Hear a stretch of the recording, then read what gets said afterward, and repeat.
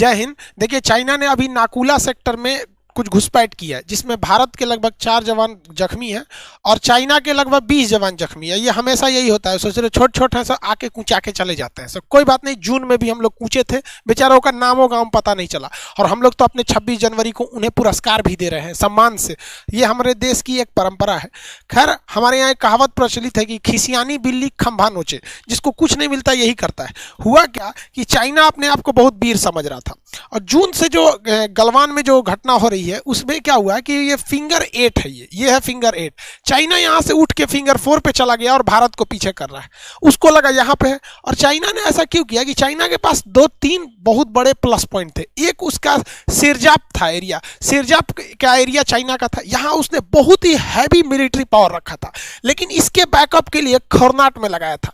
ये उसका पहाड़ी है खुरनाट, खुरनाट की पहाड़ी से ये पूरा एरिया दिखता है और यहाँ सिरजाप की पहाड़ी से ये पूरा एरिया दिखता है। इसलिए चाइना को पता था कि भैया ये फिंगर 1 से लेकर ये पहाड़ी जो है ना, पहाड़ी को फिंगर बोलते हैं क्योंकि छोटी छोटी पहाड़ी है। फिंगर 1 से लेकर फिंगर 8 तक में भारत अगर यहाँ 8 पर आता भी है तो हम खुरनाट से अटैक कर सकते हैं, सिरजाप से भी कर सकते हैं। तो भाई भारत वाला भी 1962 तो अब है नहीं। भारत ने कहा ठीक है भैया तुम उधर चढ़ दिए, भारत यहाँ से चढ़ दिया ब्लैक टॉप पर। अब ये ब्लैक टॉप पे चढ़ गया, इस ब्लैक टॉप पे पूरे एरिया पे नजर रखा जा सकता है। इस ब्लैक टॉप से ऊंचा इस एरिया में कोई पर्वत नहीं है और चाइना को मजबूरी में इसी साल जनवरी में लगभग 15 जनवरी के पास से यहाँ से अपने 5000 सैनिकों को वापस बुलाना पड़ा। हालांकि चाइना ने यहाँ बहुत सारे झूठ भी बोले थे कि हमने डायरेक्ट एनर्जी वेपन मारा है। अरे चोट्टा मारा है तो ये लोग एक को मारा कहीं नहीं, यहाँ से क्या हुआ, यहाँ से किसी को तो खजवटो नहीं हुआ, तुम पता नहीं कौन सा मारा था हथियार।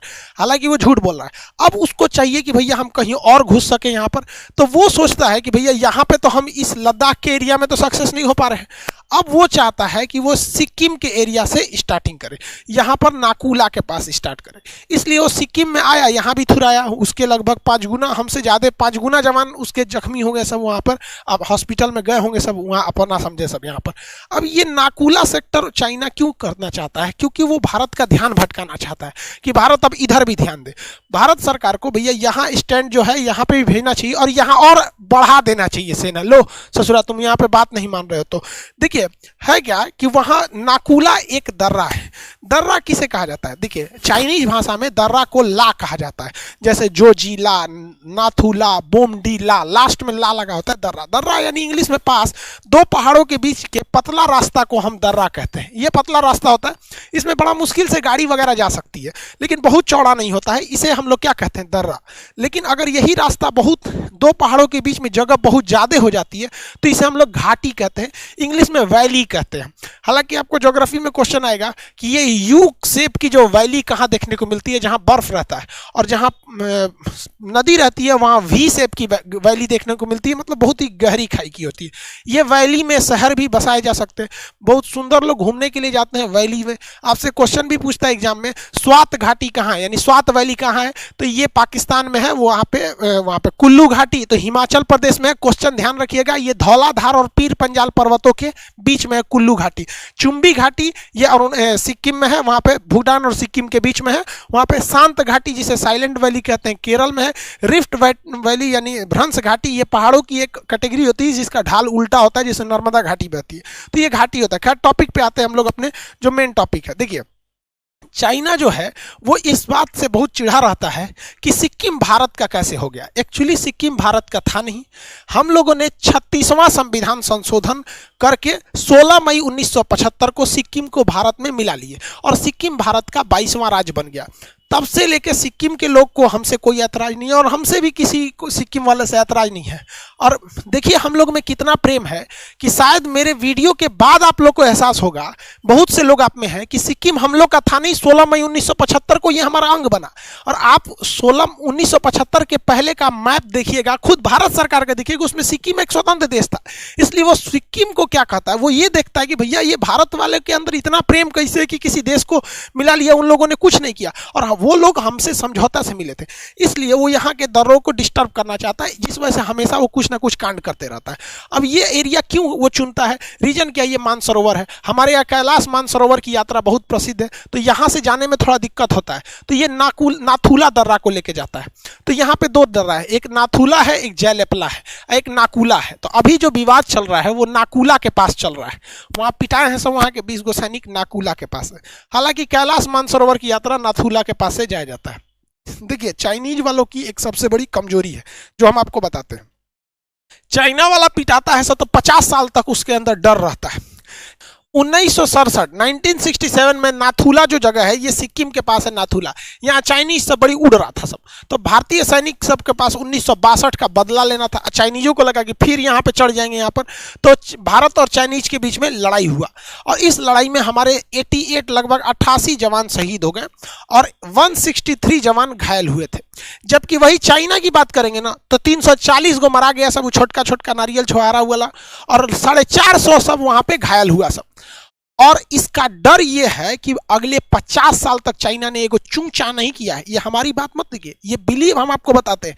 1967 में जब ये लड़ाई हुआ था, इसके 50 साल बाद चाइना फिर उठा 2017 में डोकालाम पर। तो अभी भी हम भारत सरकार को कहते हैं चू चू करने धक्का मुक्की से नहीं होगा, मारिए कचर के सालों को 300-400 को मराएगा सब फिर ना, तो फिर टेंशन खत्म हो जाएगा हम लोग का अगले 50 साल तक के लिए। कम से कम 2070 तक हम लोग चैन से रहेंगे। ये इतिहास है। लड़का पूछता है सर इतिहास पढ़ने से क्या फायदा है, देखो भैया यही फायदा है जो बताता है, इतिहास गवाह है कि चाइनीज को कचर के पीटिए और जब पिटा जाएगा तो वो 50 साल तक शांत रहेगा, वरना वो हमारे 7 सिस्टर जी यहाँ पे 7 जो राज्य हैं उन्हें डिस्टर्ब करना चाहता है। हालांकि पूर्वोत्तर 7 सिस्टर में तो सिक्किम आता नहीं है, सिक्किम नॉर्थ ईस्ट में आता है, सिक्किम को जोड़ेंगे तो एक 8 हो जाएगा, इधर 7 सिस्टर में नहीं आता है, ये चिकन नेक का हिस्सा होता है। देखिए हमारा जो ये 7 सिस्टर 7 राज्य है ये बहुत ही पतले रास्ता द्वारा जुड़े हुए हैं, इसे हम सिलीगुड़ी कॉरिडोर या चिकन नेक कहते हैं। तो चाइना भारत में मनोवैज्ञानिक दबाव बनाना चाहता है कि हम सिक्किम के रास्ते यहां तक आ जाएंगे तो देखिए हम अपना चिकन नेक कभी भी हम लोग क्या कर सकते हैं, काट सकते हैं। तो भैया हम लोग क्या सुतल है, यहाँ से बांग्लादेश से हम लोग का रोड पास हो चुका है और म्यांमार तक जा रहा है, तो अब चिकन नेक के भरोसे हम लोग थोड़े बैठे रहेंगे जब हमारे इतने अच्छे अच्छे पड़ोसी हैं सब। तब सिक्किम बॉर्डर पे बहुत ही भीषण बर्फबारी होती है। कुछ दिन पहले एगो चाइनीज चाचा घुस गया था उसमें, हमारी फौज इंसानियत दिखाते हुए इन चाइनीज को क्या कर दी, वापस कर दी। अब पता चलता है कि ये चट्टे जानबूझ के घुसे थे सब। हम तो भारतीय सेना को भी कहते हैं कि हाँ भैया आप एक काम कीजिए, जब भी कोई चाइनीज नारियल छुआड़ा गरी सब शकल वाला दिखाई दे सब, तो आप बोलिए ही नहीं कि कोई चाइनीज पकड़ा गया है, उन सबको सिंपल तरीका आप ध के बर्फ में गाड़ दीजिए साला का, 2-3 दिन बाद निकालिए, कहिए कि एक चाइनीज छुआड़ा आया था दब के मर गया, हम क्या करें, बर्फ हमारी घरे थोड़े पड़ता है यही, नहीं तो आप पकड़ लेंगे। हम लोग लोकतंत्र वाले हैं, हम लोग में भी एक ये है कि हम लोग कानून के हिसाब से ही कोई काम करते हैं, लेकिन ये जवाब जरूरी है वरना उन लोग का सारा रास्ता भटकना भुला जाएगा। भारत में लोगों को मास्क लगाने में दिक्कत होती थी, जिन जिन लोगों को 1000-2000 फाइन लगाए ना कोई दिक्कत नहीं होती है, तो चाइनीज लोग भी बहुत ज्यादा रास्ता भटकते हैं। जिस दिन 2-4 साल हरामी ये लोग बर्फ में गड़ा जाएंगे ना उसके बाद इन लोग का रास्ता भटकना भूल जाएगा।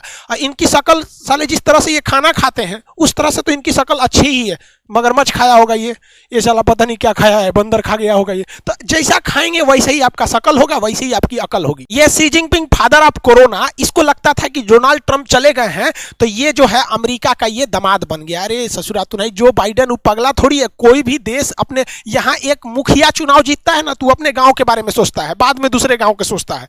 तो भैया देश के राष्ट्रपति हैं लोग, हम लोग पहले अपने बारे में, कोई भी अपने बारे में सोचेगा। तो ये बहुत उड़ रहा था। ये क्या किया, इसका पड़ोसी देश है ताइवान, देखिए ताइवान को ही कहता है कि हमरा है, ताइवान को क्या कहता है, हमरा है। हालांकि ताइवान और इसका एक वीडियो हम बनाए हुए हैं, डिस्क्रिप्शन में उसका लिंक दे देंगे, आखिर जड़ की कहानी क्या है। लेकिन यहाँ देखिए, तो उसको लगा डोनाल्ड ट्रंप चले गए, जो बाइडेन कुछ करेगा नहीं, तो ये अपना एक टोही विमान यहाँ भेज दिया, इसके आसपास से उड़ाने लगा, इसी के अगल बगल में उड़ाने लगा। उसको लगा कि ताइवान डर जाएगा। ताइवान जो है इसका अमेरिका से बहुत अच्छा संबंध है। ताइवान ने अमेरिका को फोन कर दिया, अमेरिका अपने राजनयिकों को यहाँ भेज दिया, यानी यहाँ पे बात समझने के लिए। और ये जो टोही विमान भेजे थे ना, इनका बाप भेज दिया अमेरिका इधर से इसके पास U2 विमान। ये ससुरा रहता कहीं है और है वहां से 200 किलोमीटर दूर तक निगरानी कर लेता है। चाइना बहुत भड़का वहां पे, चाइना लगा ऐसे वैसे करने, तो भैया डोनाल्ड ट्रंप की जगह बाइडेन आया, वो कहा कि भैया हम उसके उससे अपडेटेड वर्जन है। ये कैसे सोच लिया कि हम उससे खराब होंगे, हम उससे अपडेट हैं। उसने क्या किया, रूजवेल्ट अपना जो एयरक्राफ्ट कैरियर था उसको उड़ा दिया, और इस एयरक्राफ्ट कैरियर में इतने ज्यादा विमानों की क्षमता है, और ये पूरे अपने बैटल ग्रुप के साथ भेज दिया गया है। हद है भैया, ये तो हो गया दिल के अरमा आंसुओं में बह गए। तो बहुत ससुर तुमने तो पूरा बैटल ग्रुप के साथ है, और स्पष्ट वहां से जो बाइडेन के ऑफिस से कहा गया है कि अमेरिका अपने पड़ोसियों के लिए एकदम कृतबद्ध है, क्योंकि अमेरिका के सामने भी एक रास्ता है। देखिए, रूस की घोर बेइज्जती हुई, क्योंकि हम आपको एक वीडियो में भी बताए थे कि पूरी दुनिया भले आर्मेनिया के साथ है लेकिन जीतेगा अजरबैजान, क्योंकि रूस उसके साथ नहीं है, मतलब रूस आर्मेनिया का साथ नहीं दे रहा है। और पूरी दुनिया को देखते हुए रूस के नाक के नीचे से अजरबैजान ने आर्मेनिया को धो दिया, और धोने के बाद रूस की जो बेइज्जती हुई, इसीलिए अमेरिका नहीं चाहता है कि लोगों के अंदर ये खौफ बैठे कि हम मतलब अमेरिका के साथ भी रहने से कोई फायदा नहीं है। देखिए, रूस ने वहां कुछ नहीं कर पाया, आर्मेनिया को अपना जगह छोड़ना पड़ा, इसलिए अमेरिका इस चीज से सबक लेके स्पष्ट कह दिया है कि हम चीन की विस्तारवादियों नीतियों के खिलाफ हैं, चीन को ताइवान से बात करना चाहिए। और अभी तो खेल शुरू हुआ है, आगे देखिए क्या होता है। अभी जो बाइडेन चाइना पे और प्रतिबंध लगाएंगे, वो कैसे, तो समझिए।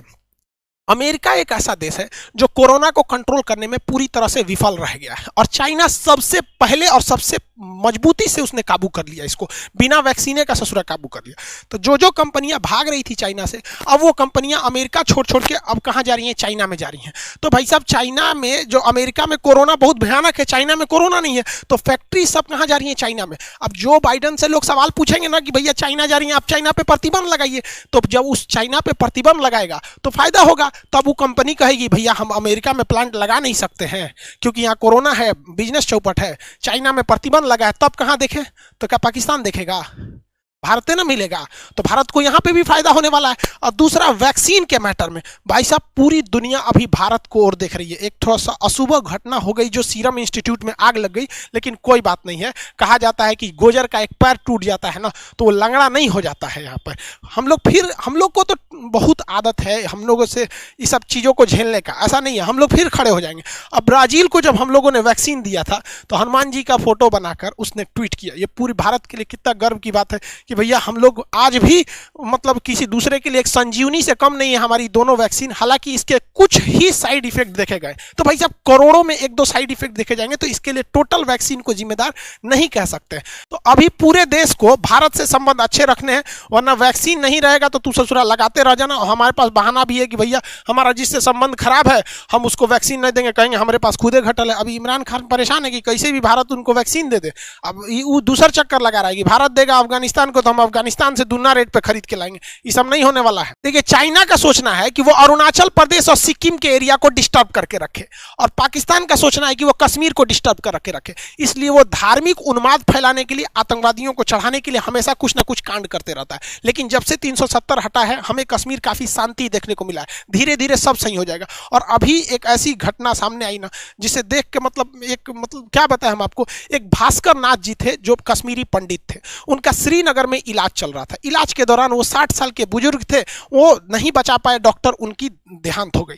जब उनके पार्थिव शरीर को उनके गांव सोपिया लाया जा रहा था तो श्रीनगर से जब सोपिया पहुंच रहे थे तो उनके घर से 5 किलोमीटर दूर पूरी गाड़ी पर बर्फ जम गया। अब गाड़ी आगे नहीं चल सकती।